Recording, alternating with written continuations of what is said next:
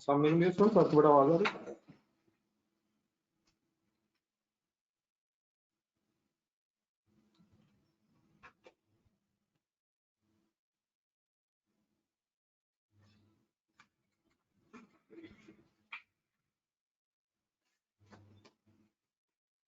इस तरह की डेट बेटा, ये कल मून ट्रेडिंग वाला जो क्वेश्चन हो रहा था, इसे जरा रिवाइज कर लीजिएगा।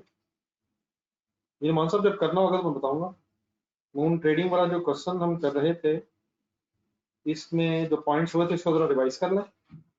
मैं जरा 1-2 मिनट और वेट करना चाह रहा हूँ, जरा बच्चे भी कुछ ज्वाइन कर रहे हैं। तो आप लोग मीनवाइल जो कल पढ़ रहे थे हम मून ट्रेडिंग वाले क्वेश्चन में डेप्रिसिएशन और अलाउंस की वर्किंग रह गई है, बाकी काइंडली जरा एक नजर रिवाइज कीजिएगा सारे पॉइंट्स। अभी क्वेश्चन ये सॉल्व करना है तो आपके जहन में फिर चीजें होनी चाहिए। अपने रजिस्टर में वर्किंग्स को क्वेश्चन के साथ देख के एक नजर रिवाइज करें, किया करें प्लीज। अगर किसी पॉइंट में क्लैरिटी रिक्वायर्ड है तो बता दीजिएगा।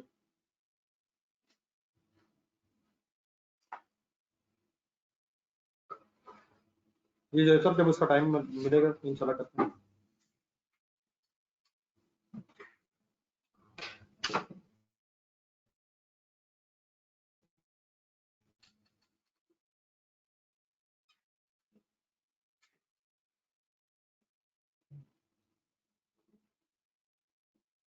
सेमी मंथली सभी को लफ्ज ही नहीं आपने अपनी तरफ से निकाला। सेमी एनुअल होता है, सेमी मंथली कहेंगे तो 15 दिन होते हैं। सेमी एनुअल लिखा हो, 6 मंथली लिखा हो, सेमी एनुअली नहीं 6 मंथली। 6 मंथली का मतलब है सेमी एनुअल, 6 महीने बाद, 6 महीने बाद। सेमी मंथली नहीं लिखा हुआ, 6 मंथली लिखा हुआ।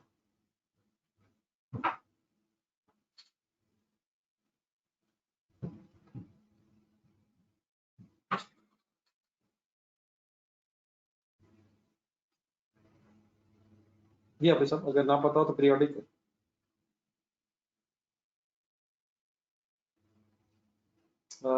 इस तरह बेटा कोई फायदा नहीं होगा। सलमान साहब जो आपको नहीं समझ रहा है वो पूछ लो।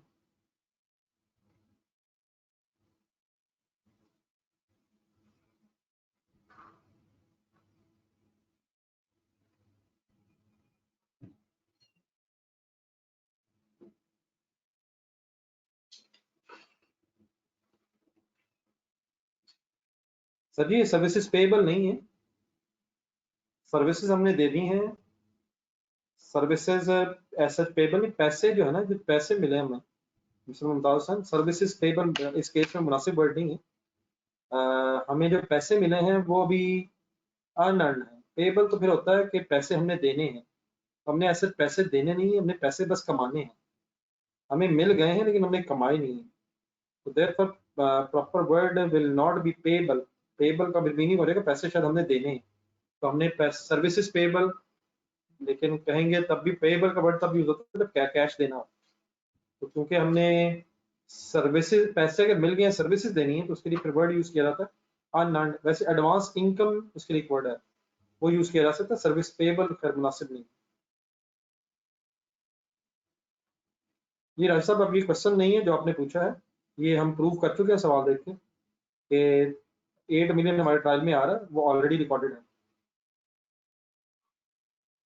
जी ये अब क्वेश्चन पूछने वाला इसलिए नहीं है क्योंकि कल डिस्कस हुआ था कि 8 मिलियन ऑलरेडी ट्रायल में रिकॉर्ड हुआ है, पेमेंट रिकॉर्ड हो गई है।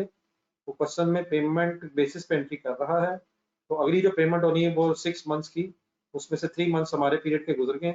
अगर पैसे नहीं भी गए तो हमारे 3 महीने का एक्सपेंस रिकॉर्ड हो जाना चाहिए।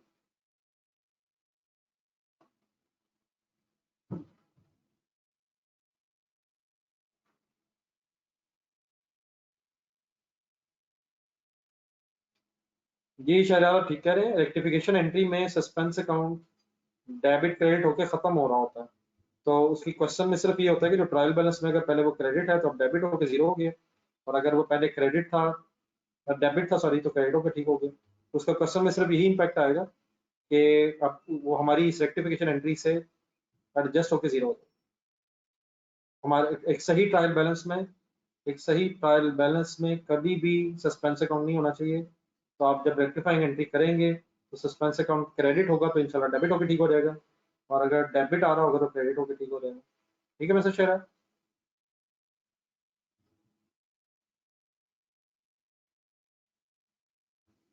चलिए डियर, अब हम दो का पॉइंट्स हमारे रह गए थे। एक तो डेप्रिसिएशन से रिलेटेड एडजस्टमेंट डिस्कस करनी है। डेप्रिसिएशन और अलाउंस को हम इसलिए बीच में छोड़ देते हैं ताकि पहले पूरा क्वेश्चन हो जाए, और फिर जितनी एडजस्टमेंट्स हमने करनी है फिक्स एसेट्स में या डेटर्स में, वो करने के बाद ही फिर हम वर्किंग करें। तो आए पॉइंट नंबर 3 पहले पढ़ लें। इस क्वेश्चन में उसने कहा था depreciation for the year has already been charge. याद रखिएगा, मैंने आपसे पहले दिन कहा था इस टॉपिक के स्टार्ट पे कि ट्रायल बैलेंस में असूलन क्लोजिंग बैलेंस होने चाहिए, और इट मींस डेप्रिसिएशन भी एडजस्ट हो चुकी होनी चाहिए। लेकिन समटाइम्स वो इज टू बी चार्ज करता है। इज टू बी चार्ज का मतलब होता है फिर डेप्रिसिएशन उसने हमारे लिए छोड़ के ट्रायल बना दिया। हैज ऑलरेडी बीन चार्ज का मतलब है कि उसने चार्ज तो कर ली है, लेकिन एंड में वो कहता है except for the effect of any errors. अब मेरी रिक्वेस्ट ये होगी कि आप अपनी एडजस्टमेंट्स देख के मुझे बताएं, क्या हमारी एडजस्टमेंट में किसी एरर की करेक्शन हुई है? कितनी एडजस्टमेंट्स हैं, जरा गिन के बता दें जो हमारी डेप्रिसिएशन की एडजस्टमेंट को अफेक्ट करेंगी। जी काइंडली जरा ढूंढ लें, जरा अपनी जरा वर्किंग देखें, कहाँ कहाँ हमने प्रॉपर्टी प्लांट इक्विपमेंट या फिक्स्ड एसेट्स को रिकॉर्ड किया है। बिल्कुल ठीक कह रहे हैं राज साहब, सिर्फ एक ही है। जी बिल्कुल ठीक है, ये फर्स्ट एंट्री जो बेटा आपने की हुई है बस एक ही है। इसके अलावा हमने कोई ऐसी एंट्री नहीं की है जिसमें फिक्स एसेट्स डेबिट या क्रेडिट हुए हो। एक बस पॉइंट रिवाइज कर लीजिएगा, अगर हम फिक्स एसेट बढ़ा रहे हैं, एसेट बढ़ा रहे हैं तो हम फिर डेप्रिसिएशन उस पर चार्ज करेंगे, और अगर हम एसेट कम कर रहे हैं और डेप्रिसिएशन ऑलरेडी चार्ज हुई हुई है तो हम उस पर फिर रिवर्स करेंगे। याद आ गया ये वाले जो मैंने बोला है, एसेट बढ़ेगा तो हम उस पर डेप्रिसिएशन चार्ज करेंगे, और अगर एसेट कम होगा तो हम उसकी डेप्रिसिएशन भी रिवर्स करेंगे। तो अब लेकिन इसमें 1 अक्टूबर वाली डेट भी है, रिलेवेंट है, तो हेडिंग लिखना है फाइनली एंड में। आप लोग अपने सीक्वेंस में लिखा करें, 3 सफ़े लगे 4 सफ़े लगे, खुला खुला किया करें। तो डेप्रिसिएशन बेटा इसकी अगर चार्ज करनी है तो 0.78 मिलियन में वर्किंग है सारी, रेट है 20%। रिड्यूसिंग बैलेंस लिखा तो हुआ, लेकिन क्योंकि पहला ही साल है, इसी पहले साल में रेट बस WDV से ही मल्टीप्लाई होगा। तो इनटू अगर हम करें 3 मंथ्स भी बनेंगे, अक्टूबर नवंबर दिसंबर। याद रखें कभी भी अगर डेट्स हैं, कभी भी बेटा अगर डेट्स गिवन हैं तो आप फिर डेट वाइज उसकी डेप्रिसिएशन चार्ज करेंगे। ठीक है, ये बड़ा, ये ऑफिस सप्लाईज जो है, ऑफिस सप्लाईज अगर फिक्स्ड एसेट होता तो देन बेटा उसका कोई स्पेसिफिक रेट दिया होता ऑन ऑल फिक्स्ड एसेट्स। ये चीजें हैं ऑफिस सप्लाईज, वैसे आपका करंट एसेट होता है। ये ऑफिस की जो छोटी मोटी चीजें हैं जिसे फिर आप एक्सपेंस रिकॉर्ड करते हैं, तो इनकी कोई डेप्रिसिएशन एसेट्स नहीं है। ठीक है, तो ऑफिस सप्लाईज का अगर रेट दिया तो ठीक है, लेकिन नॉर्मली ये आपके करंट एसेट्स में चीजें होती हैं। बिजनेस में मतलब फॉर एग्जांपल कोई ऑफिस यूज के लिए क्रॉकरी है, कोई ग्लास वगैरह खरीदे हुए, ये उस तरह की चीजों को कहते हैं। तो वो अगर अनयूज्ड है तो एसेट तो है, बच तो गई है, लेकिन वो एसेट जो है एक करंट एसेट्स में आएगा फिर जैसे इस्तेमाल हो जाएगा। ठीक है, वो स्टेशनरी भी है, ठीक है, स्टेशनरी को भी कह सकते हैं, लेकिन नॉन करंट एसेट नहीं।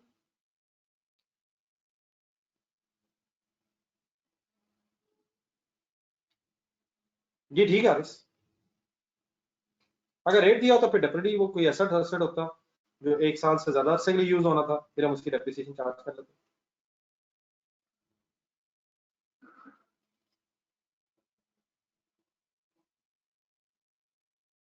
ये जब तक अवेलेबल फॉर यूज हो। ये डियर, उसके बाद इसको अगर सॉल्व करेंगे तो अब इसको पॉइंट्स में राउंड ऑफ कर लें, 0.04 बन जाएगा समथिंग। फाइनल फिगर बता देना प्लीज सर। 0.039 मेरे ख्याल थोड़ा सा राउंड हो जाएगा शायद।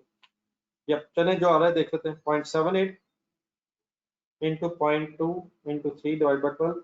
मेरा ख्याल है डिसाइड हुआ था हमारा कि पॉइंट्स के बाद बस 2 डिजिट तक जाकर अगर राउंड ऑफ कर लें। चले 0.039 लिखना, वो लिखना। ठीक है, चले आगे इसकी एंट्री लिख लें। डेप्रिसिएशन डेबिट और एक्यूमुलेटेड डेप्रिसिएशन का लेजर अलग बना हुआ है, तो एक्यूमुलेटेड डेप्रिसिएशन अकाउंट।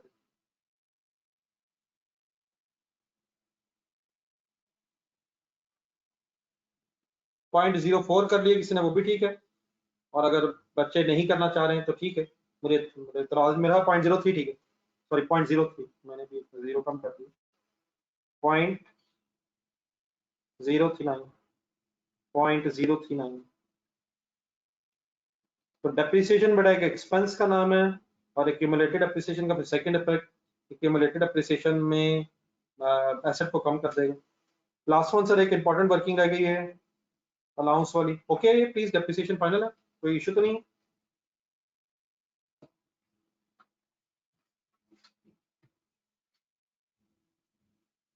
जी डियर आगे चलते हैं। फिर अब एक बीच में अलाउंस वाला पॉइंट था,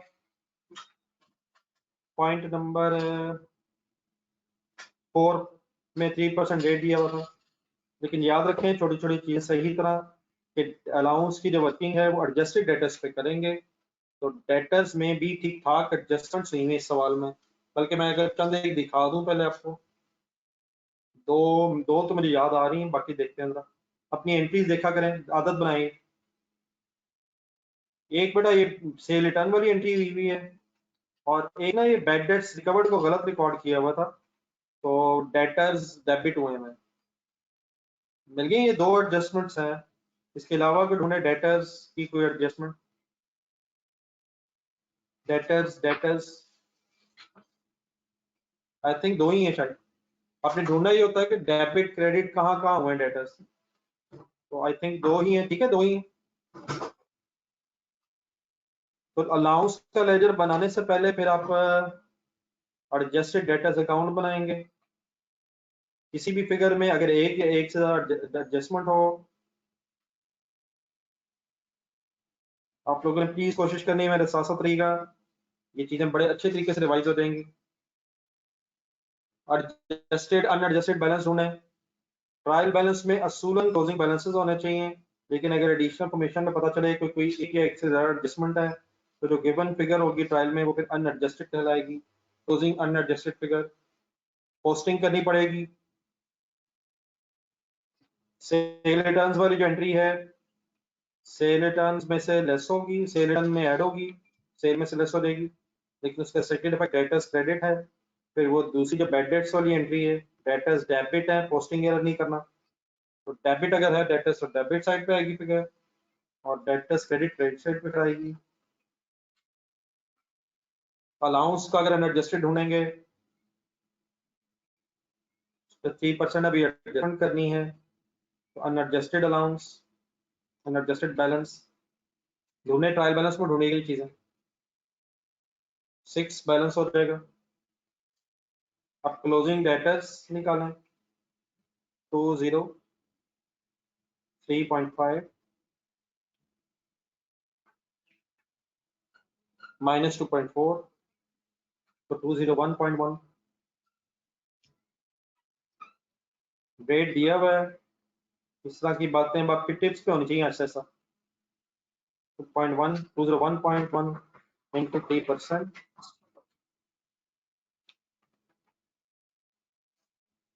201.1 into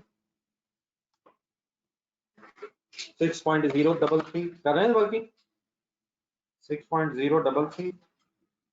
तो गौर से अगर देखा जाए अलाउंस 6 से बढ़ना है, मिलियंस में डेटा 033 भी इम्पोर्टेंट है, तो 0.33 सॉरी।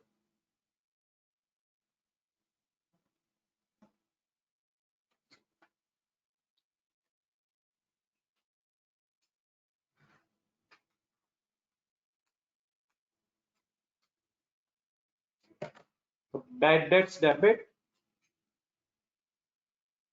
अलाउंस क्रेडिट ओके, फिर डबल एंट्री कंप्लीट हो जाएगी। बैड डेट्स जो है फिर आपके ऑपरेटिंग एक्सपेंसेस में जाएंगे 0.033, और अलाउंस क्रेडिट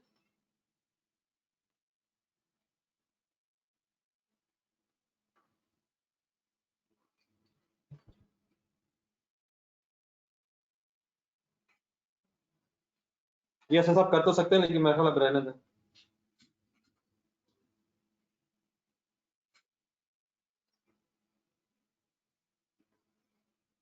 टारिस करनी क्वेश्चन गौर से देखें। ऑफिस मशीनरी का ये ऑफिस मशीनरी का डीलर है ये बिजनेस में। देयरफॉर ये कंप्यूटर्स जो हैं ये इन्वेंट्री का पार्ट है, ये कंप्यूटर बेचने के लिए थे। गौर से देखें, फिक्स एसेट्स में नहीं उसने लिए, उसने कंप्यूटर में को लिया है। ये स्टॉक टेकिंग के वक्त पता चला है कि 4 कंप्यूटर्स वर फाउंड शॉर्ट। ठीक है, तो ये स्टॉक का पार्ट थे कंप्यूटर्स, तो प्रॉपर्टी प्लांट इक्विपमेंट का पार्ट नहीं थे, तो ये इन्वेंट्री में से उठाए इस सवाल में। और फर्स्ट साइन में लिखा हुआ था कि ओनर जो है ऑफिस मशीनों से डील कर रहा है। ठीक है मिस्टर हारिस, तो ये कंप्यूटर इस क्वेश्चन में फिक्स्ड एसेट नहीं, ये कंप्यूटर्स बेचना इन्वेंट्री का पार्ट था, बिजनेस था हमारा। तो स्टॉक टेकिंग के दौरान, हाँ, जो ऊपर फोटोकॉपी मशीन है वो अब बिजनेस में इस्तेमाल होना शुरू हो गई है, इसलिए उसको फिर परचेजेस से निकाल के हमने, वैसे भी आप एंट्री देखें, आप एंट्री ठीक नहीं देख रहे। हमने एंट्री की हुई है ड्राइंग्स डेबिट परचेजेस क्रेडिट, तो परचेजेस पे डेप्रिसिएशन तो वैसे ही नहीं है, परचेजेस तो इन्वेंट्री का है। पीरियोडिक इन्वेंट्री सिस्टम में परचेजेस मींस गुड्स, और परचेजेस के नाम से स्टॉक है हमारा। ठीक है, आप इस फाइनल है। चलिए dear, after all this okay, please कोई और कंफ्यूजन नहीं किसी की, स्टार्ट करें सॉल्व करना। या अब हमें इस पोजीशन में ऐसा ऐसा आना है कि क्वेश्चंस डिस्कस करने के बाद हम लिख सकें कम से कम।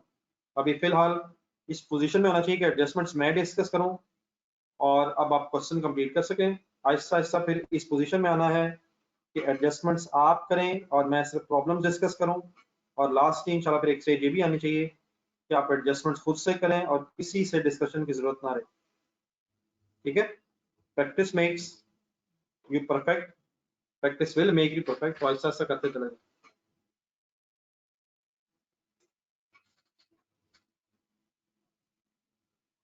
बेटा ट्रायल में से आया असल, दिस इज नॉट द वे। कहाँ से कहाँ बात चली गई है, 6 कहाँ से आया, 6 ट्रायल में से आया, और बेचारा कहाँ से आना, अनएडजस्टेड बैलेंस हमेशा कहाँ से आता है इन सवालों में।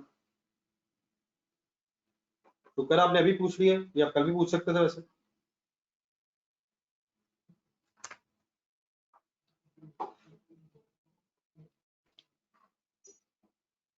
जीडीए, मून ट्रेडिंग, मैं भी शुरू कर रहा हूँ, आप भी शुरू करें।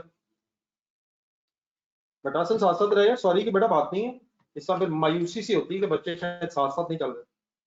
मून ट्रेडिंग,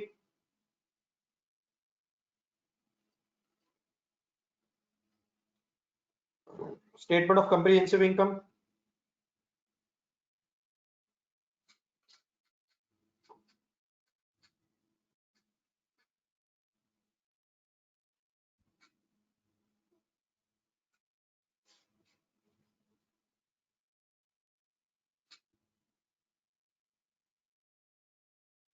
सलमान साहब की मर्जी है सर।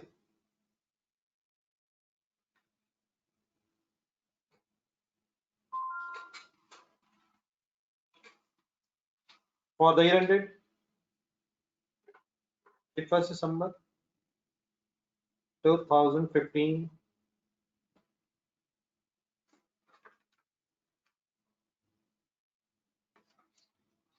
रुपीज इन थाउजेंड्स अगर हो तो थाउजेंड्स में गेम होनी है, और अगर मिलियंस हैं तो मिलियंस में गेम चलानी है।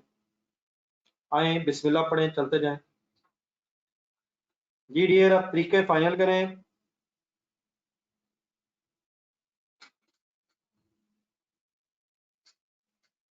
सेल तरीका क्या है, सबसे पहले ट्रायल देखें। ट्रायल में सेल है 2840, सॉरी, सेल रिटर्न ढूंढें। ट्रायल के अंदर सेल रिटर्न कोई नहीं है। वर्किंग्स देखें, कोई सेल या सेल रिटर्न में एडजस्टमेंट तो नहीं है। ढूंढें ढूंढें, सेल रिटर्न डेबिट हुई भी है, तो सेल रिटर्न डेबिट का मतलब सेल कम हो जाएगी। ओके है, तो 2837.6 मिल गया सर। साथ साथ बता दीजिएगा जो एडजस्टमेंट्स हैं।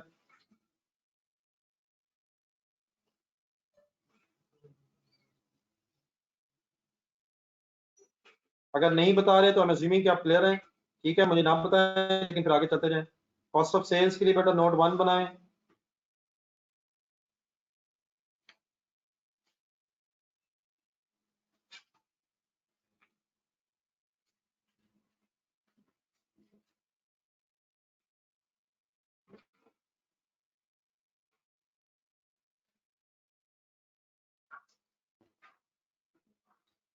राइट टाइम पे चीजें सारी सोचनी पड़ेंगी।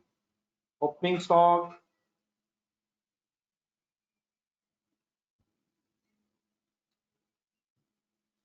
एडिशनल फॉर्मेशन में अगर क्लोजिंग स्टॉक है बेटा तो ट्रायल के अंदर पे जो स्टॉक है वो ओपनिंग स्टॉक होगा, अगर डेट नहीं भी लिखी हुई। इन बातों को मैं फर्दर अभी एक्सप्लेन भी करूंगा नेक्स्ट क्वेश्चन में। बहरहाल क्लोजिंग स्टॉक ट्रायल के बाहर है, तो फिर ट्रायल के अंदर अगर इन्वेंट्री के नाम से कुछ स्टॉक है, मिल जाएगा 410, बता दीजिएगा मिल गया।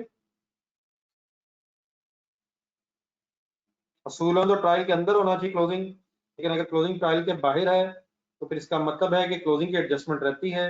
तो फिर इन्वेंट्री ट्रायल के अंदर कौन सी है? ओपनिंग। ठीक है, तो प्लस परचेजेस, परचेजेस ढूंढने की कोशिश करें। परचेज में एडजस्टमेंट्स भी हैं 3, तो 140 ट्रायल में। देन अपनी वर्किंग्स में देखें, आपके पास ज्यादा बेहतर लिखी हुई है।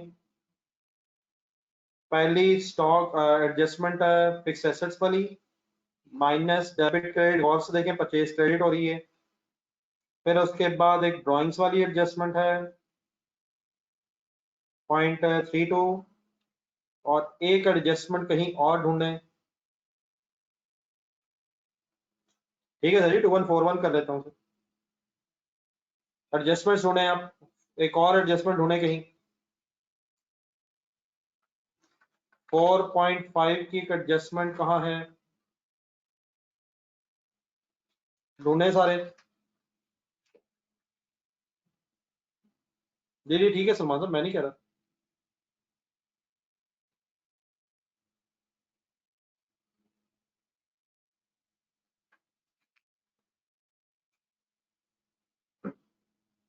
ठीक है, परचेज रिटर्न रिकॉर्ड हुई है, ठीक है करें। Minus purchase return credit.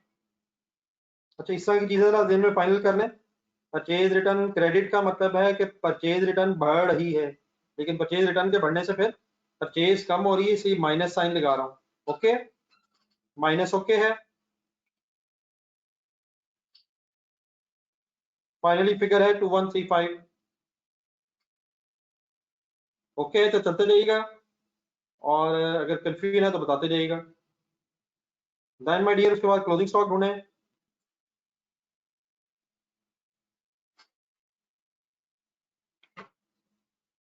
530,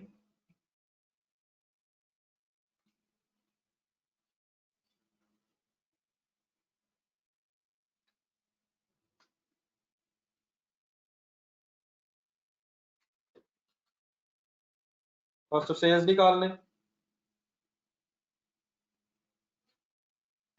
ये जरा मुझे ये लैपटॉप पे दी केबल पर।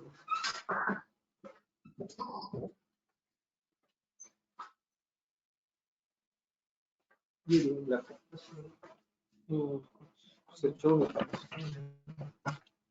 ये ठीक है सर, 2105 2015.4, ठीक है।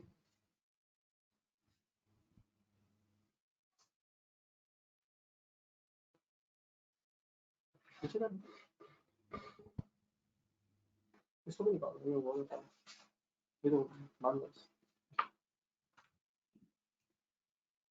तो 2015 2015.4 पीडीएफ और जरा कंडी है।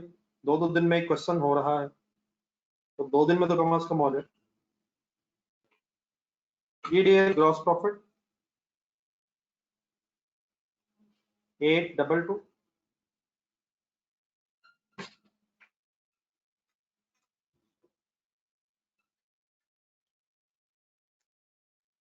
822.2।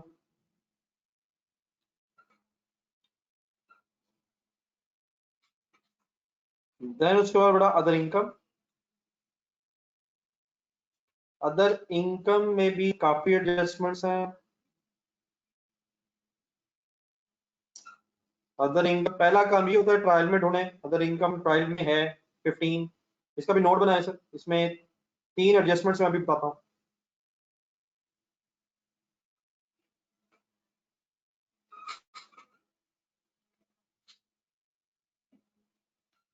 नोट नंबर 2, अगर एक ही फिगर फिर तो ठीक है, लेकिन अगर एक से ज्यादा फिगर्स हैं फिर नोट बनाएंगे आप। तो अदर इनकम जरा काइंडली मेरा ख्याल पहले ढूंढ लीजिएगा जरा। गिवन है ट्रायल में, गिवन इन ट्रायल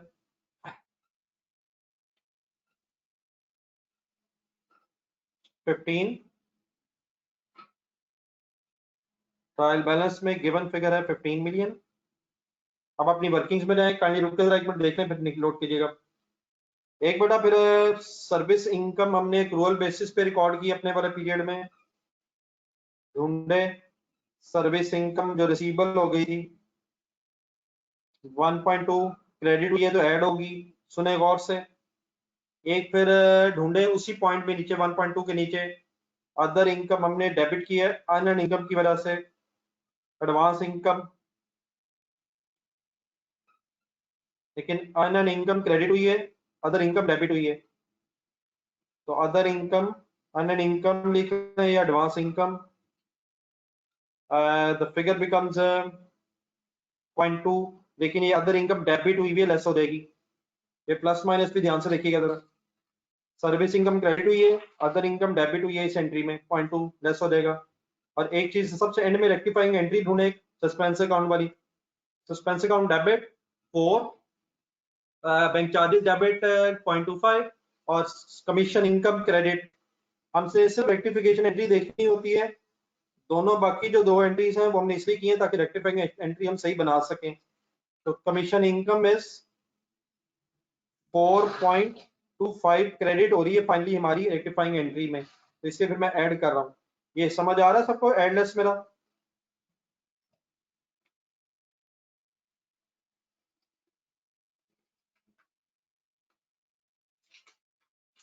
ये वाइंड अप कर लें, 20.25 हो जाएगा ये 20.25। कोई कंफ्यूजन नहीं रहनी चाहिए, अगर कोई कंफ्यूजन है प्लस माइनस में देख लें, एंट्रीज देखा करें। इनकम क्रेडिट होगी तो बढ़ रही है और इनकम डेबिट होकर फिर कम हो रही है।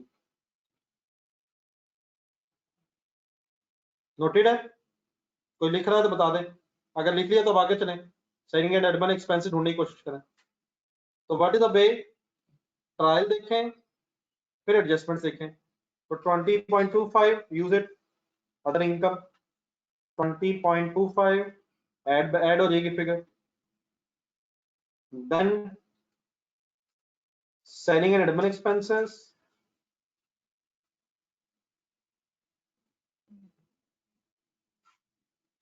सेलिंग एंड एडमिन एक्सपेंसेस के लिए नोट नंबर 3 बना लें।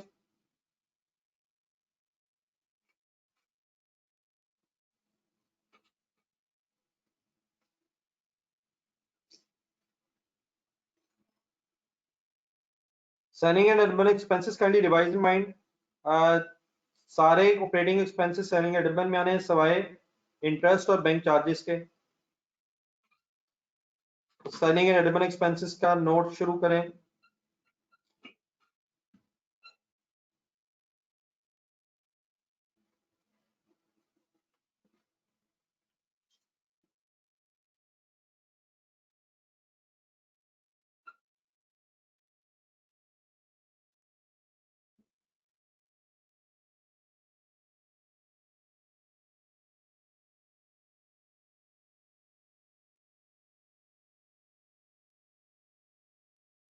इसमें बड़ा गिवन फिगर है, साथ साथ रहेगा मेरे, बिल्कुल ठीक है।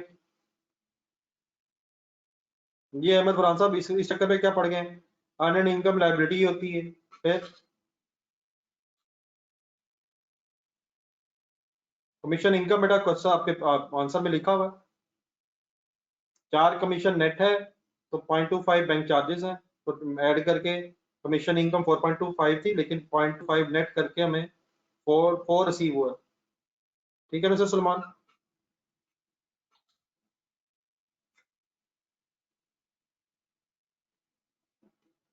खैर एक मिनट जरा हसन, जस्ट मिनट। ये अहमद फरहान साहब अर्न इनकम लाइबिलिटी है तो फिर इसीलिए तो लेस हो रही है इनकम में से, इसलिए तो इनकम में से लेस होके लाइबिलिटीज में जाना है इसका। जी mister Ahmed Farhan.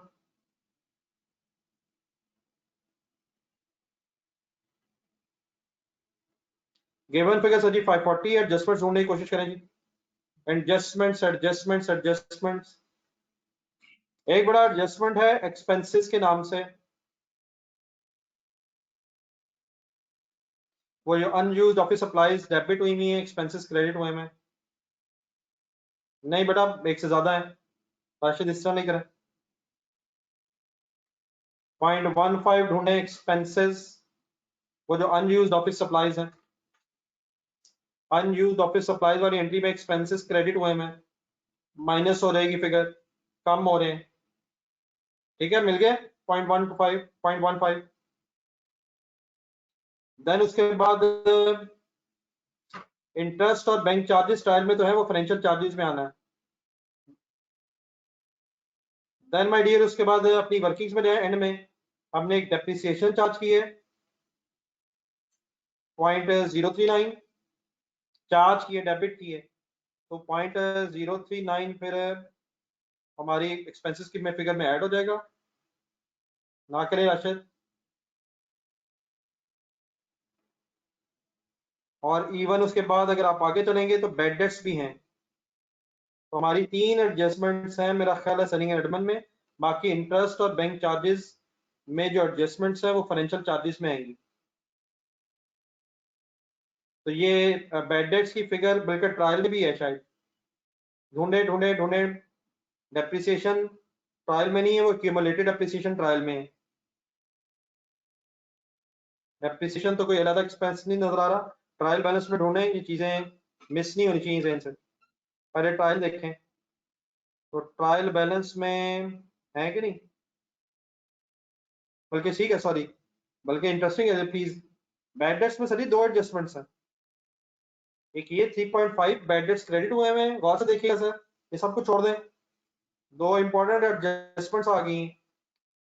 Bad debts debit हुए हैं 0.33 से, और एक रेक्टिफिकेशन एंट्री है बैड डेट्स क्रेडिट वाली भी 3.5, ये जो बैड डेट्स रिकवर हुए थे। प्लीज छोड़ दें, मिल गया, छोड़ दें, पहले ये बात सुने, बैड डेट्स मिल गए, एक दफा क्रेडिट हुए में 3.5 और एक दफा डेबिट हुए में 0.033। तो ये बेटा मेरी बात गौर से तसल्ली से आराम से सुनिएगा जरा। बैड डेट्स की फिगर 3.5 क्रेडिट है, फिर उसके बाद बैड डेट्स की एक फिगर डेबिट है। तो पहला स्टेप तो ये है कि ये दोनों फिगर आपस में नेट ऑफ हो जाएंगी। 3.5 क्रेडिट है, 0.0335 डेबिट है, जिस तरह मर्जी करें, तरतीब आपकी मर्जी है, लेकिन मुझे फाइनल ये बता दें कि नेट ऑफ करके 3.467 मेरा ख्याल है, 3.5 माइनस 0.033 फिगर आपकी बनेगी 3.467। ये एक्सपेंसेस में ऐड करूं, ब्रैकेट लगाऊं या ना लगाऊं, बता दें।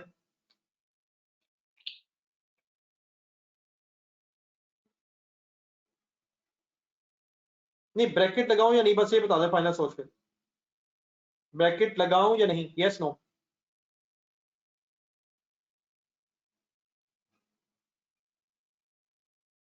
जो आप नो कह रहे हैं माय डियर, आप बिल्कुल सही नहीं बेटा कह रहे, नो नहीं, प्लीज मेरी बात सुने, या इस तरह करें, चलो एक और करें, एक और काम करें, मुझे बताएं ये 3.475 डेबिट है या क्रेडिट है, चलिए ये बता दो, ये डेबिट अमाउंट बची है क्रेडिट है, डी या सी।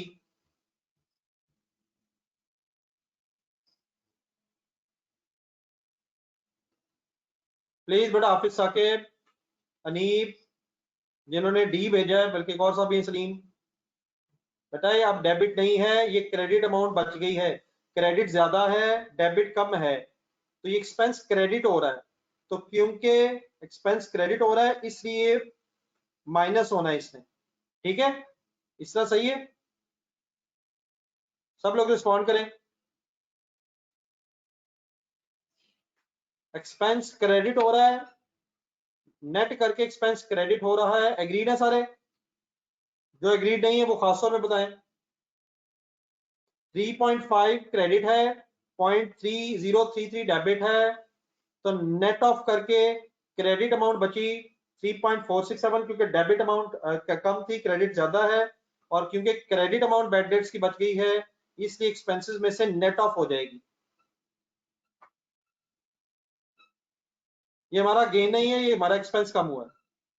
ठीक है मिस्टर सलमान, ये हमारा बैड डेट्स का एक्सपेंस कम हुआ है, रिकवर ज्यादा हो गया, पिछले सालों का रिकवर ज्यादा हो गया और इस साल का एस्टिमेटेड एक्सपेंस कम था, तो नेट एक्सपेंस है, नेट एक्सपेंस की रिवर्सल है जी। टोटल कर लें अब, कोई कंफ्यूजन नहीं रहनी चाहिए,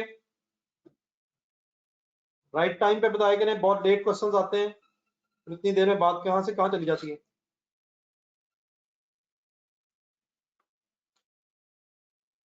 फाइनली ये फिगर आ रही है 536422।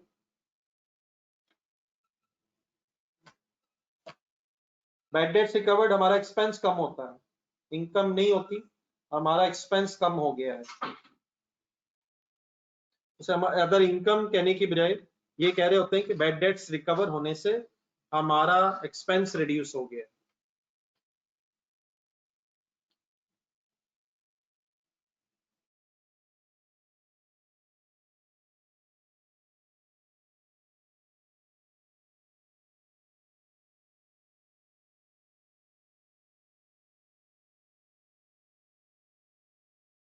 जी बेटा, इस फिगर को उठाइएगा और सेलिंग एडमन इनकम स्टेटमेंट में ले जाए। 536.422 नहीं जी, पॉइंट्स में जाए सर।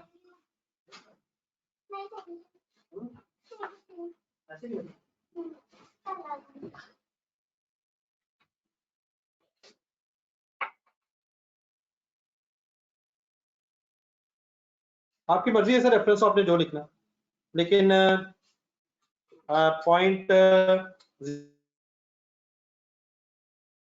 0.2 नहीं लेस होना, बाकी आप रेफरेंस अगर कुछ और लिखना चाहते हैं मत साहब, मुझे इसमें इतराज है। ये इमरान साहब पॉइंट्स में जाना है। ये डेज के बाद फाइनेंशियल चार्जेस ना करें, अभी फाइनेंशियल चार्जेस रहते हैं, मिस्टर असद जल्दबाजी ना करें। फाइनेंशियल चार्जेस का भी बल्कि इसके क्वेश्चन में नोट नंबर 4 बनेगा, क्योंकि इंटरेस्ट भी है और बैंक चार्जेस भी है।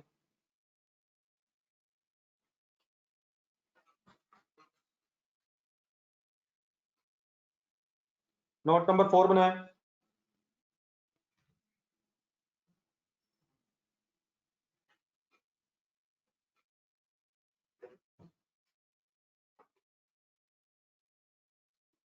जी डियर, इस तरह भी नहीं करें, कंसंट्रेशन का काम है mister Hasan.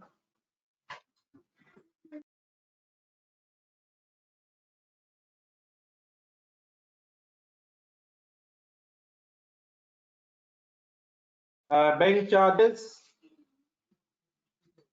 Bank charges concentrate, bank charges के बड़ा गिवन फिगर है 2, और लेकिन एक एडजस्टमेंट है, रेक्टिफाइंग एंट्री पे जाए नीचे 2 बैंक चार्जेस ट्रायल में, और 0.25 वो जो सस्पेंस अकाउंट वाली रेक्टिफिकेशन है, प्लस हो रहे हैं, डेबिट हो रही है बैंक चार्जेस की फिगर, तो ये फिगर हो जाएगी 2.25। और इंटरेस्ट ऑन लोन, पहला काम वही है, याद रखें, पहले ट्रायल देखें, ट्रायल के बाद एडजस्टमेंट्स देखें, मिस ना करें चीजें। इन 8 ट्रायल के अंदर और वर्किंग्स में देखें 4 से फिर हमने 3 मंथ्स का इंटरेस्ट अक्रू किया हुआ है।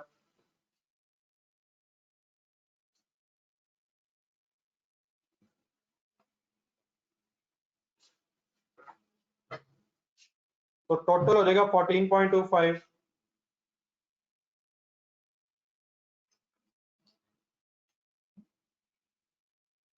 बेटा शिराज, खुदा के लिए कम से कम सीधी लाइन में पढ़ें, बैंक चार्जेस के सामने 2 आ रहा है, बैंक चार्ज अदर इनकम को नहीं कहते। ये किन चक्रों में पड़ गया माय डियर शिराज, ये क्या हो रहा है, क्या मजाक है मेरे साथ?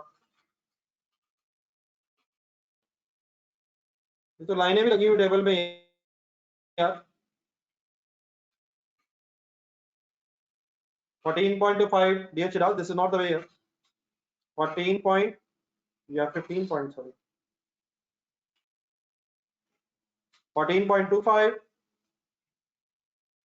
एक्सपेंसेस को ब्रैकेट लगाएं, नेट प्रॉफिट तक आए। तो चीजें सभी सीरियस हैं।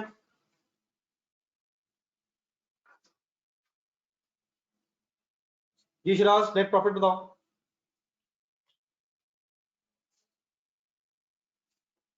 जी ठीक है बेटा, आप लोग बैलेंस शीट शुरू करें। अगर 291.77 अगर 8 आ गया है तो आप लोग बैलेंस शीट शुरू करें। ठीक है ठीक है ठीक है, 778 हो जाएगा ये 12। ठीक है, तो 78 अगर कर लिए बैलेंस शीट बनाए। मैं भी शुरू करता हूँ, जरा इकट्ठे हो जाए सारे।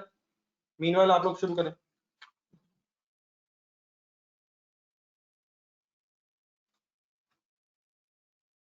फिक्स एसेट्स की फिगर लिखना शुरू करें एडजस्टमेंट्स करके, कुछ यूज तो होने की कोशिश करें। जी ठीक है शिराज, थैंक यू।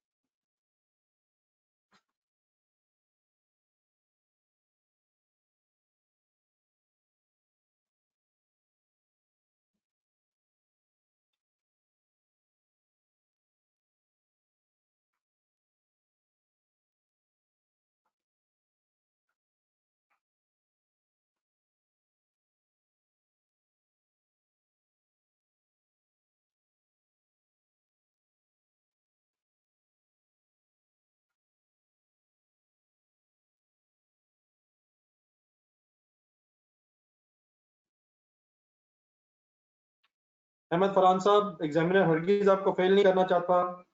आप अपनी तरफ से पूरी कोशिश करें। स्टेप्स के मार्क्स होते हैं, एक आध अगर गलत हो जाए तो अकॉर्डिंगली सिर्फ उसी एडजस्टमेंट के मार्क्स कटेंगे। एग्जामिनर प्लीज पूरी कोशिश करता है कि बच्चों ने कुछ ना कुछ लिखा हो, लेकिन जब वो मायूस हो जाता है गौर से देख के इसने कोई ऐसी चीज नहीं लिखी जिसके मार्क्स मिले, तभी नंबर नहीं नंबर करते हैं। टेंशन ना लें, अपनी मेहनत करें, एग्जामिनर को अल्लाह के हवाले कर दें, बिस्मिल्लाह पढ़ें, अल्हम्दुलिल्लाह करें। ना इन चीज़ों की टेंशन लें, जो चीज़ें आपके कंट्रोल में नहीं है उनको छोड़ें। आपके कंट्रोल में ये है कि आप मेहनत करें। तो let's start. Fix assets, fix assets sir बड़ा इंटरेस्टिंग काम हो जाना है, अपने गौर से देखना है। एडजस्टमेंट्स देखनी पड़ती हैं। 150 ट्रायल में है, 150 ट्रायल में है। सलमान, ठीक नहीं फिगर लग रही है आपकी। एक एडजस्टमेंट मिस कर गए मुझे लग रहा है मोहम्मद सलमान आप,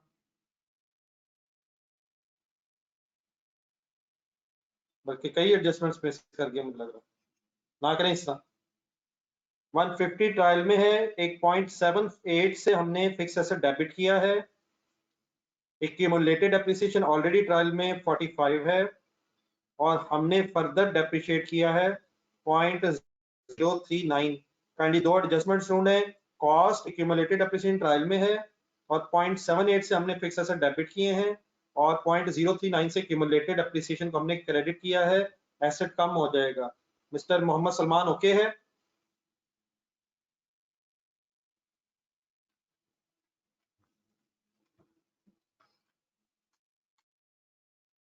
107.10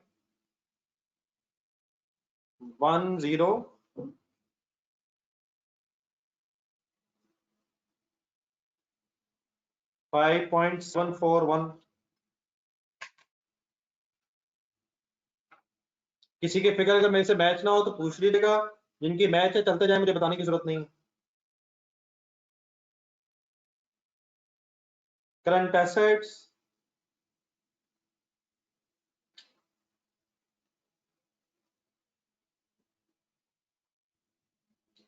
स्टॉक, तरतीब ध्यान में रखें। स्टॉक ढूंढिएगा 530 पॉइंट नंबर 1 में। अच्छा, एक मिनट, स्टॉक पे इकट्ठे होके मेरी पहले बात सुन लीजिएगा, अगर आगे पीछे हो जाए।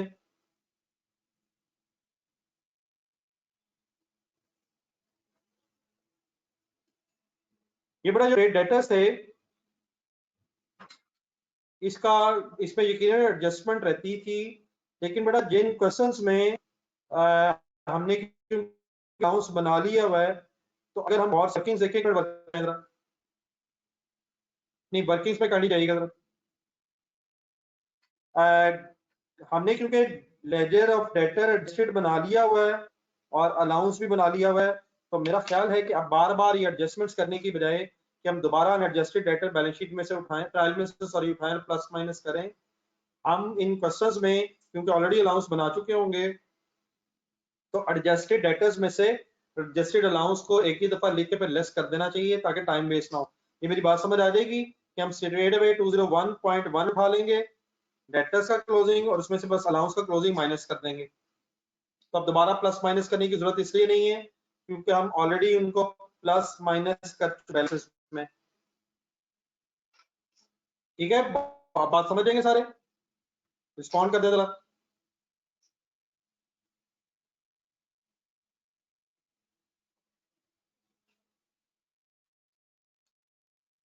चले फिर, needs to say simply pay debtors 201.1 and a less allowance. Closing balance of allowance is deducted from closing balance of debtors in the statement of financial position. So 6.033,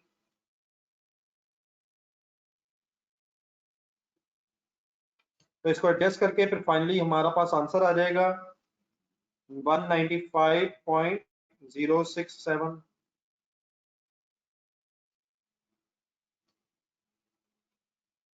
then उसके बाद बेटा कैश एंड बैंक के अलावा बहुत कुछ है, trial में देखेंगे। तो करंट एसेट, अब मुझे उम्मीद है कि आपको नामों के पता चलना शुरू हो जाता होगा, नहीं पता चलता बताइएगा जरूर। Prepayments and advances, prepayment and advances,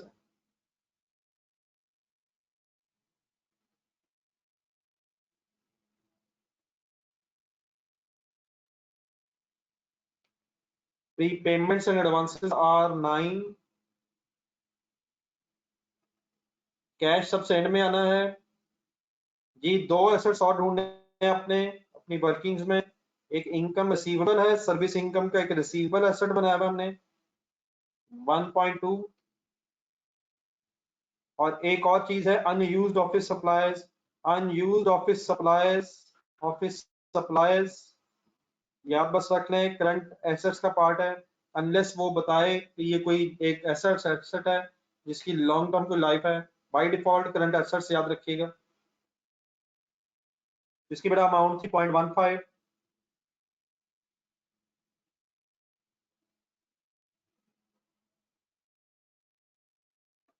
sorry, इसके बाद फाइनली फिर बैलेंस शीट ट्रायल देखें। सॉरी, तो कैश एंड बैंक के नाम से ढूंढे, कुछ है शायद कैश है,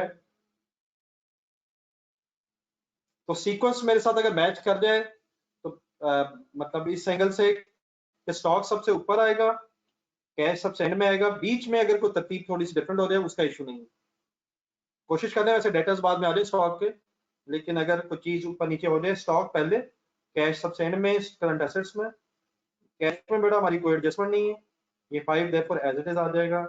टोटल एसेट्स बन जाए,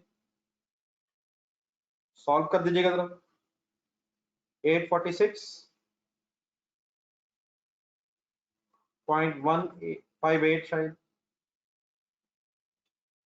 ऊपर भी 1741 है।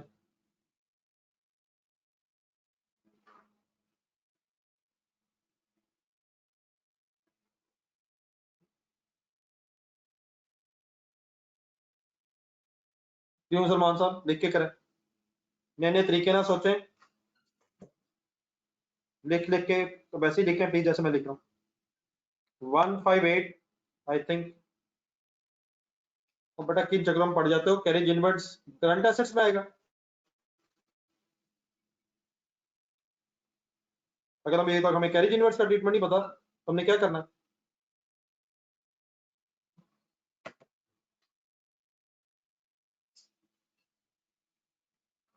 मोहम्मद शेख, ये क्या करें, मजाक कर रहे हैं जी। मैं ये नेक्स्ट आगे चले, कैपिटल लाइबिलिटीज, कैपिटल लिखें।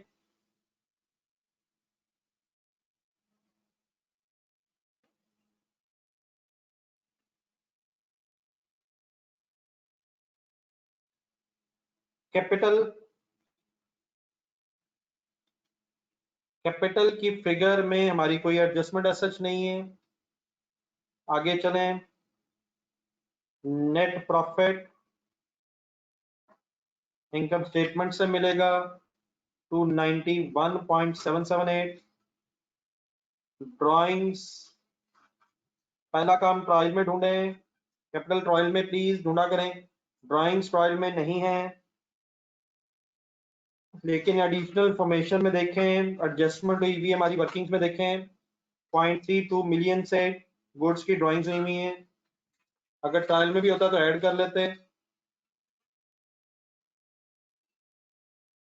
देयरफॉर टोटल कैपिटल अब रह गया 341.4।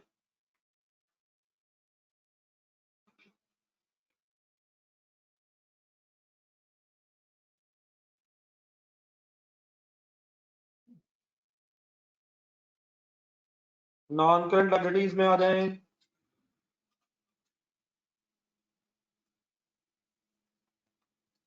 लोन वाला पॉइंट आज खुद से सॉल्व करें, खुद से लिखें।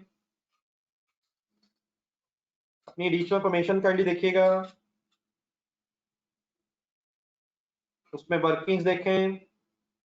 लायबिलिटीज, लोन की लायबिलिटी को करंट और नॉन करंट में डिवाइड किया हुआ हमने। खुद से अपने हाथ से लिखें, कंफर्टेबल हो आप इन चीजों से।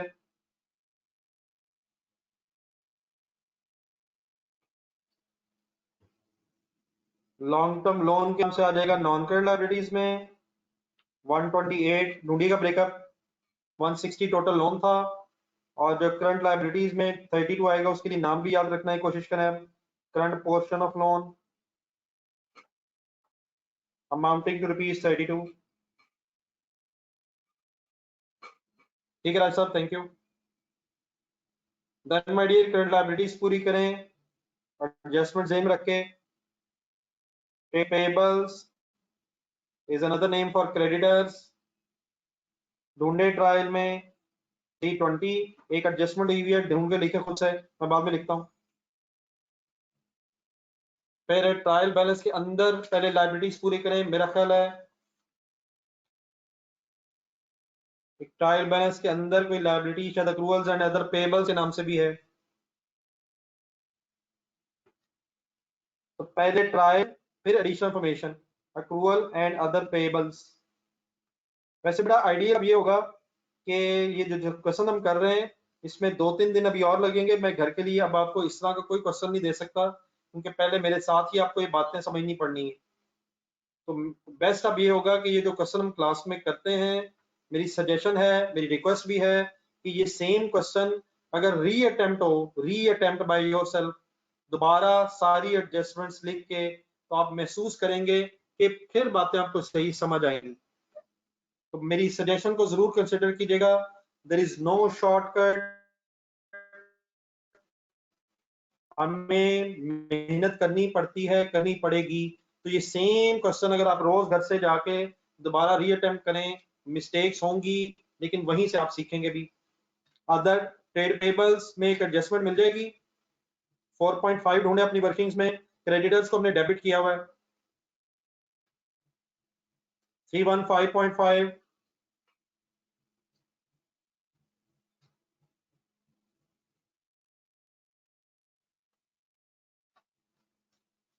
देन डियर, उसके बाद दो लाइबिलिटीज आपने और ढूंढनी है।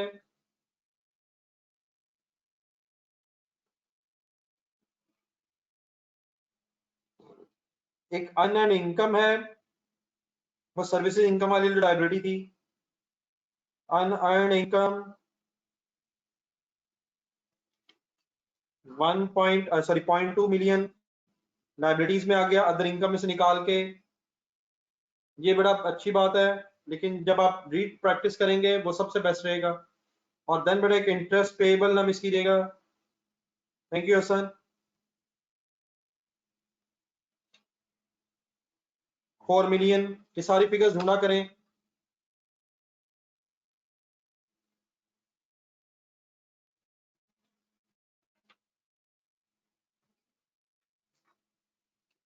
कैसे कर, इसको तो खुद से पढ़ लो पहले। हाँ प्रूफ रीड कर लो, गलती निकल आना।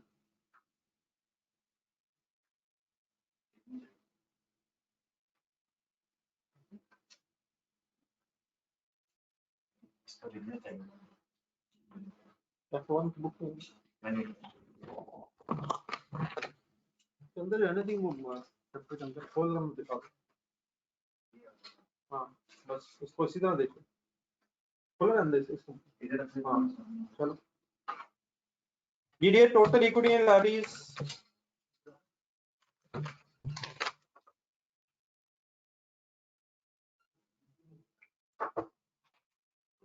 प्लस करेंगे तो आपके पास इंशाल्लाह आंसर आ जाएगा।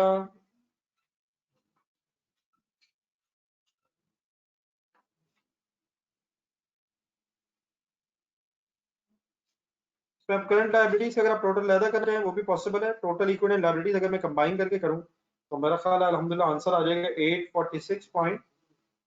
846.158। देख लें को फिगर में खुदा equity and liabilities, sorry capital and liabilities.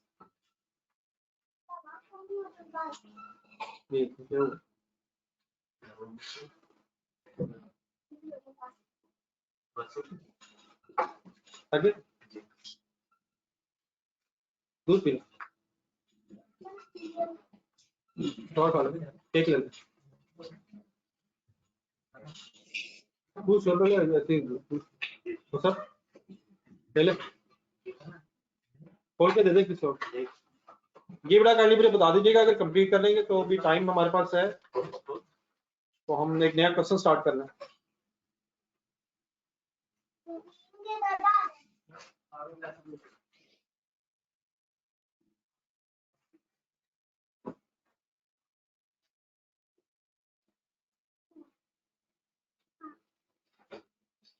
ये लग चुका है सर, डबल जब भी हम एंट्री करेंगे तो डबल करेंगे।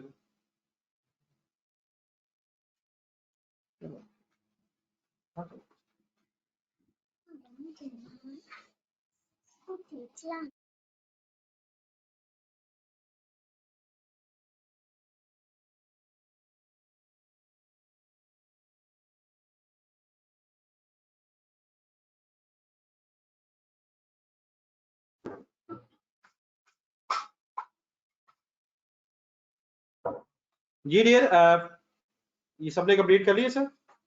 आइएगा तो नेक्स्ट क्वेश्चन नंबर 8 स्टार्ट करें मेरे साथ। 8 सॉरी 9 तो हो गया, 10 पे आ जाए, सॉरी। अच्छा मैंने आप लोगों को कल कहा था कि पेज नंबर 43 रिवाइज करना। किसी को टाइम मिला page number 43 periodic perpetual? Kindly मेरी रिक्वेस्ट को सीरियस लिया करें, साथ साथ चलेंगे तो इंशाल्लाह बहुत कुछ पुराना साथ मेरे से रिवाइज हो जाएगा। हमें साथ साथ ही पढ़ना है रिवीजन, ताकि प्रॉपरली साथ हो जाए। अच्छा अगर किसी को आज टाइम नहीं मिल सका तो कल काइंडली हमें जरूरत रहनी है।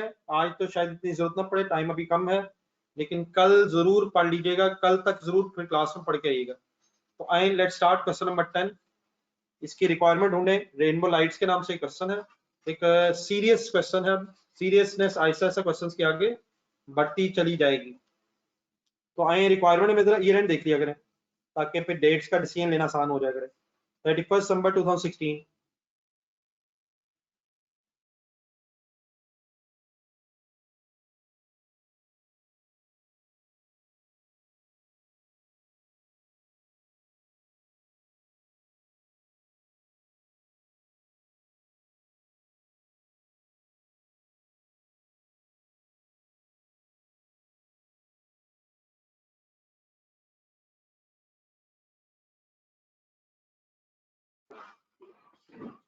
जी सर जी, फर्स्ट लाइन से शुरू करें।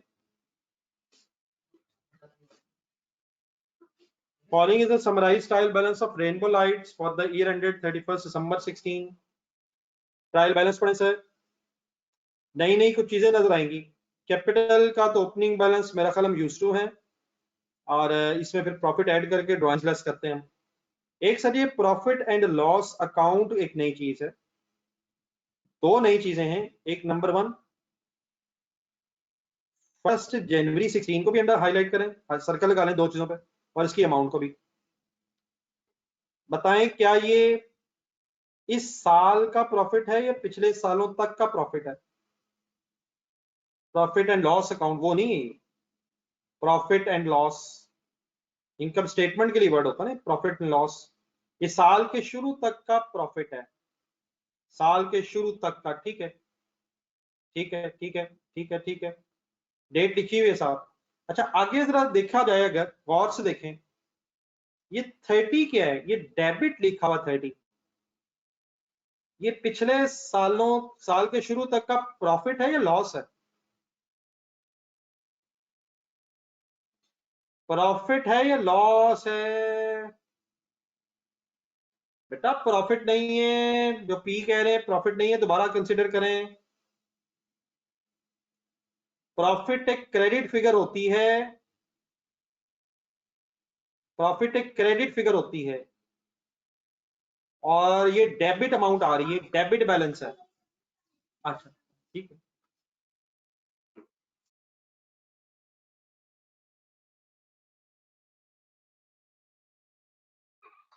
तो क्योंकि ये डेबिट फिगर है, अगर यही बेटा 30 कंसंट्रेशन रखें, अगर यही 30 क्रेडिट कॉलम में होता तो ये साल के शुरू तक का मींस पिछले पीरियड्स तक का प्रॉफिट होता, लेकिन ये फिगर किधर आ रही है?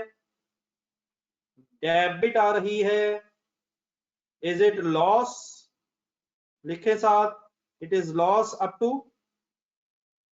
बिगिनिंग ऑफ द पीरियड कह लें, या अप टू प्रीवियस पीरियड। तो नई नई चीजें बानी है, आपने साथ साथ ऐसा ऐसा चलते जाना है मेरे। कोई कंफ्यूजन फाइनली? अगर है तो बता दीजिएगा, बता रहने दें। अगर किसी की कंफ्यूजन है तो बता दें, अगर नहीं है तो ठीक है, अल्हम्दुलिल्लाह कह लें बस। बाकी इसका करना क्या है, ये इंशाल्लाह फिर मिलजुल कर डिसाइड करेंगे। फिलहाल ये सर्कल्स भी लगा लें और साथ इसके सेंटेंस भी लिख लें। आगे बढ़ा, ड्राइंग्स आ गई, कैपिटल से लेस करेंगे, पढ़ते जाएं। Fix assets cost, accumulated appreciation, ये सलमान साहब नेट लॉस है। देन मैं डियर एक और नई चीज, स्टाइल के अंदर अभी तक जितने क्वेश्चन हमने किए हैं, आप गौर से अगर देखें हर क्वेश्चन को, जितने क्वेश्चन किए गए हैं, क्लोजिंग स्टॉक एडिशनल फॉर्मेशन में गिवन होता था। एक दो क्वेश्चन जो मोस्ट रिसेंट किए वो मैं दिखा के आपको याद करवा दूंगा। क्लोजिंग स्टॉक पॉइंट नंबर 3, हर क्वेश्चन देखें पिछले, क्वेश्चन नंबर 8, 9, 7 में जाएं। क्लोजिंग स्टॉक, क्लोजिंग स्टॉक, जब भी तक अभी तक जितने हमने क्वेश्चंस किए, क्लोजिंग स्टॉक ट्रायल के एंड में, ट्रायल के सॉरी बाद में गिवन होता है एडिशनल फॉर्मेशन में। मतलब इसका समझिएगा गौर से, अगर क्लोजिंग स्टॉक बेटा ट्रायल के बाहर है तो हम क्या कर रहे होते हैं, हम इस क्लोजिंग स्टॉक का करते क्या है, हम इसे कॉस्ट ऑफ सेल्स की वर्किंग में भी लेस करते हैं, परचेजेस में से, और स्टॉक में भी लिखते हैं। अगर क्लोजिंग स्टॉक ट्रायल के बाहर है तो इसका मतलब कॉस्ट ऑफ सेल अभी कैलकुलेट हमने करनी है। पूरा साल गुजर गया होता है, ट्रायल बना के उसने दे दिया, लेकिन क्लोजिंग स्टॉक की एडजस्टमेंट अगर हमारे लिए छोड़ दी, तो मैंने आपको इसलिए कल कहा था रिवाइज कीजिएगा, क्लोजिंग स्टॉक की एडजस्टमेंट अगर साल के एंड में हम करेंगे तो इट मींस ये पीरियोडिक इन्वेंट्री सिस्टम है। लेकिन बेटा ट्रायल के अंदर अगर क्लोजिंग स्टॉक पहुंच गया है क्वेश्चन नंबर 10 में, तो क्या क्लोजिंग स्टॉक की एडजस्टमेंट ऑलरेडी हो गई है? बताएं यस नो में। क्वेश्चन नंबर 10 सामने रखने दोबारा।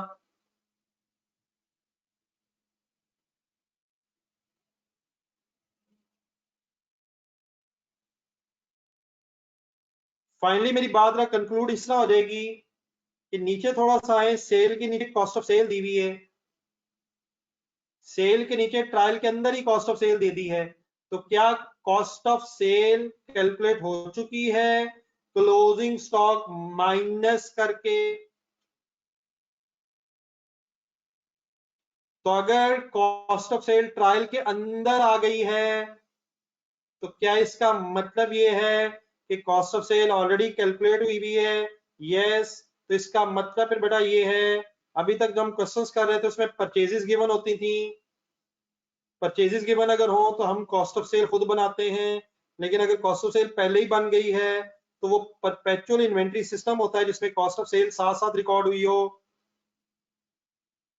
ठीक है, तो याद रखिएगा, छोटी सी मेरी बात एक सुने फाइनली। अगर ट्रायल में परचेजेस आ रही हैं, ट्रायल में परचेजेस आ रही हैं, क्लोजिंग स्टॉक पे ट्रायल के बाहर होगा, क्योंकि वो एडजस्टमेंट ऑफ क्लोजिंग स्टॉक हम करेंगे तो कॉस्ट ऑफ सेल बनेगी।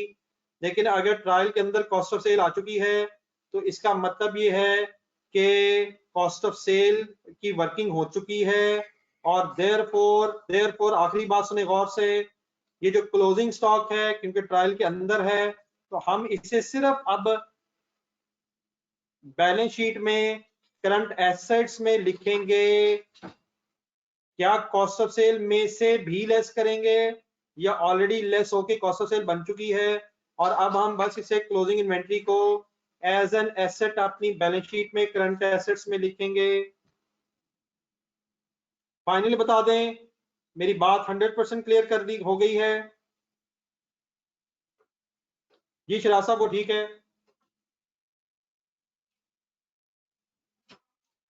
एक शॉर्ट वर्ड्स में बातें याद रखने की कोशिश कीजिएगा, मैं नेक्स्ट क्वेश्चन में फिर आपसे पूछा करूंगा।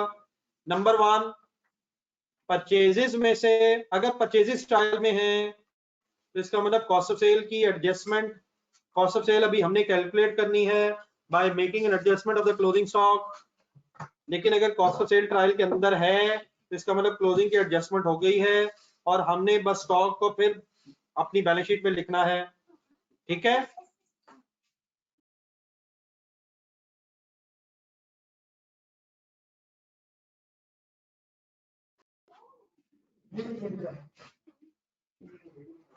बहरहाल इंशाल्लाह ग्रॉस प्रॉफिट वैसे ही आएगा सर जैसे आता है, सेल में से कॉस्ट ऑफ सेल माइनस कर देंगे जो गिवन है, इंशाल्लाह कॉस्ट ऑफ सेल में से ग्रॉस प्रॉफिट, सेल में से कॉस्ट ऑफ सेल माइनस करके ग्रॉस प्रॉफिट आ जाएगा। हाँ बेटा, एक फाइनली ये जरूर हो सकता है, कंसंट्रेशन सुनिएगा जरा, ये जरूर हो सकता है कि एडिशनल इंफॉर्मेशन पढ़ के ये पता चले कि ये जो कॉस्ट ऑफ सेल कैलकुलेट हुई है ट्रायल में ये अनएडजस्टेड है। मौसम फॉर एग्जांपल पता चले कि इस कॉस्ट ऑफ सेल की कैलकुलेशन करते हुए कोई एंट्री रह गई है, तो वो तो एक अलग इशू है, हम इस कॉस्ट ऑफ सेल को अनएडजस्टेड कह देंगे फिर। लेकिन ओपनिंग उठा के परचेजेस ऐड करके क्लोजिंग माइनस हो चुका है, हाँ हो सकता है कोई एडजस्टमेंट मींस प्लस माइनस सही ना किया गया हो, वो फिर हम ऑब्वियसली इस कॉस्ट ऑफ सेल को अनएडजस्टेड समझ के एडजस्टमेंट जरूर करेंगे। ट्रायल बैलेंस में एडजस्टेड बैलेंस ही होने चाहिए, लेकिन अगर एडिशनल इंफॉर्मेशन में कोई एडजस्टमेंट मिल जाए तो फिर जो बैलेंस जिसमें एडजस्टमेंट करनी रह गई है वो अनएडजस्टेड कहलाएगा। क्लियर है मेरी बातें? बेटा मोहित, क्लाइंट की क्लास बेटा लेते हुए और बाकी सॉफ्टवेयर वगैरह ऑफ रखा करें यार, मिस्टर मोहित नाइये, ऐसे ना किया करें, पूरी क्लास के साथ साथ पता नहीं क्या क्या और भी कर लेते हैं।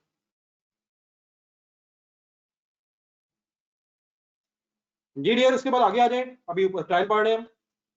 फिर ट्रेड डेटर्स आ गए, प्रोविजन फॉर डाउटफुल डेट्स आ गई।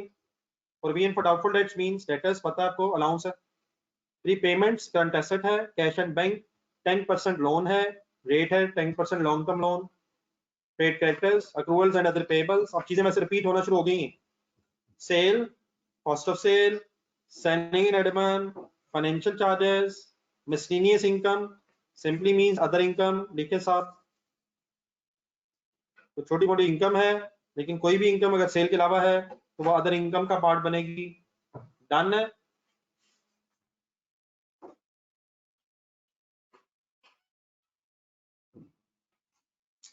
इंफॉर्मेशन शुरू कर लेते हैं। Company uses perpetual inventory method to record its inventory, underline करें वर्ड्स।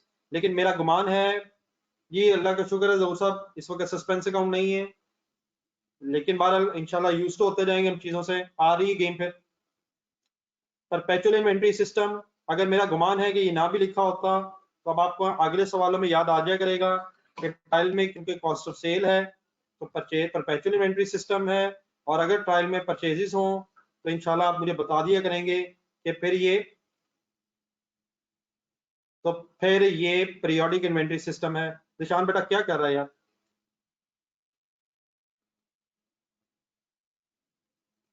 अगर क्लोजिंग स्टॉक एडजस्ट होना है तो कॉस्ट ऑफ सेल फिर कैसे बन गई है निशान, जल्दी से बताएं। क्या ट्रायल में कॉस्ट ऑफ सेल अभी तक नहीं नजर आ रही? कॉस्ट ऑफ सेल की फिगर होती कब है? कि जब क्लोजिंग स्टॉक एडजस्ट हो नहीं गया होता, जब लेस हो गया तभी हुआ ये फिगर। तो होना है या हो गया है, किन चक्रों में पड़े हो आप?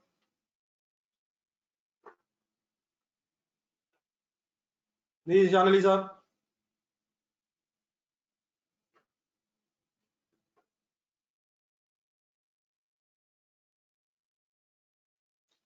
देन बेटा उसके बाद है अब द टाइम, वैसे तो आज जुमा भी था, थोड़ा टाइम हम एक्सटेंड कर सकते हैं, लेकिन एक नई डिस्कशन स्टार्ट हो जाएगी। तो आप लोग इस तरह कीजिएगा प्लीज, पेज नंबर 43 जिन लोगों का, वैसे मेरी तरफ से आज पहला होमवर्क आपको ये है कि ये जो क्वेश्चन अभी हमने कंप्लीट किया है, क्वेश्चन नंबर 9, ये काइंडली प्लीज री अटेम्प्ट करें, और पेज नंबर 43 पे डबल एंट्री सही तरह काइंडली कल देख के आइएगा, इंशाल्लाह फिर ये चीजें फाइनली करेंगे।